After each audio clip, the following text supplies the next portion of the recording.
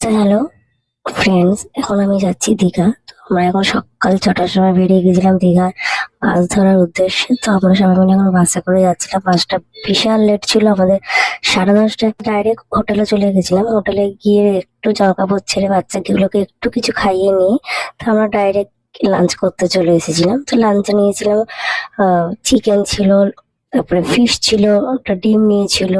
যে যেমন চেয়েছিল সে তেমন খেয়েছিল। ওখান থেকে ডাইরেক্ট আমরা খেতে আমরা আবার হোটেলে ফিরি। তো হোটেলে ফিরে আমরা ড্রেস টেস চেঞ্জ করে সুইমিং পুলে চলে আসি। তো সুইমিং পুলে এখানে বিশাল এনজয় করি। তো আমার বোন দেখছো আমার বৌদিকে আর আমার ভাইকে ধাক্কা মেরে ফেলে দিয়ে খুব আনন্দ পাচ্ছে। তো আমার বর আর আমার বোন এখন লাফ দেবে। তো আমি তো সাঁতার মাতার কিছুই জানি না, তো আমি লাফও মারতে পারি না।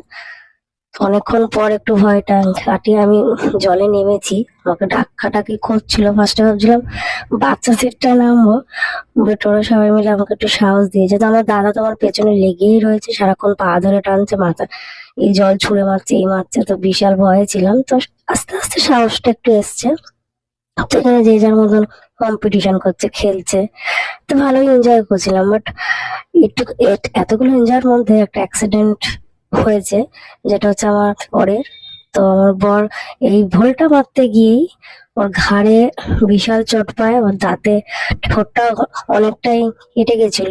তো আমরা তখন অতটা জানি না, পাত্তাও দিচ্ছিলাম না অতটা, যে ঠোঁটটা কেটে গেছিল। তো ওখান থেকে তারপর যখন দেখি ওকে, তারপর ওখান থেকে হসপিটালে নিয়ে যাওয়া হয়। তো ওখান থেকে একটু ব্যথার ইঞ্জেকশন আর একটু টিটেনাস দিয়ে তো হোটেলে আমরা আসি। ও একটু ঘুমিয়েছে, রেস্ট নিয়েছে। তো আমরা ওকে জিজ্ঞাসা করছিলাম যে যাবে কিনা বিকাল বেলায়, ও যদি না যান তাহলে আমরা যেতাম না, বাট ও বললো হ্যাঁ যাবো এখন, একটু ঠিক আছে। তো তাই সবাই মিলে আমরা এখন বেরিয়ে যাচ্ছি বিচের উদ্দেশ্যে। তো বিচে যাচ্ছি এখন সবাই মিলে আমরা। আমরা এই হোটেলটায় ছিলাম আমরা, এইখানটা ভাইগামা, খুবই ভালো হোটেল ছিল এটা। তো সবই ভালোই কাটছিল। আমরা এখন বিচের ধারে যাচ্ছি।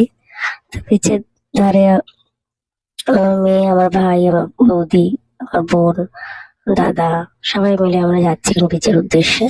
তো বিচে গিয়ে বাচ্চাগুলোকে এই গাড়িগুলো চড়াতে বসেছিলাম। আমার মেয়ে তো বসবেই না একা একা, তাকে পেয়ে একটু তাও একটু বসেছে, নিলে বিশাল চিৎকার করে। তো এখানে ওরা দুজনে ভালো এনজয় করছিল, গাড়িটা চড়ছিল, ভালোই মজা করছিল। তো আমরা এদিকে এনে দাঁড়িয়ে চাটা খাচ্ছিলাম, ওদেরকে একটু দেখছিলাম। তো দুজনে এখন চড়ে আসলো, আমার হাত নাড়ছে আমার ভাইপো। তো তারপরে আমরা এখান থেকে অনেকগুলো মাছ ভাজা খেয়েছি, প্রচুর মাছ ভাজা খেয়েছি। এবারে অনেক মাছ ভাজা খেয়েছি আমরা, অনেক কিছু, ভেটকি মাছ ছিল, তারপর পাবদা মাছ ছিল, চিকেনের একটা স্টিক টাইপের ছিল,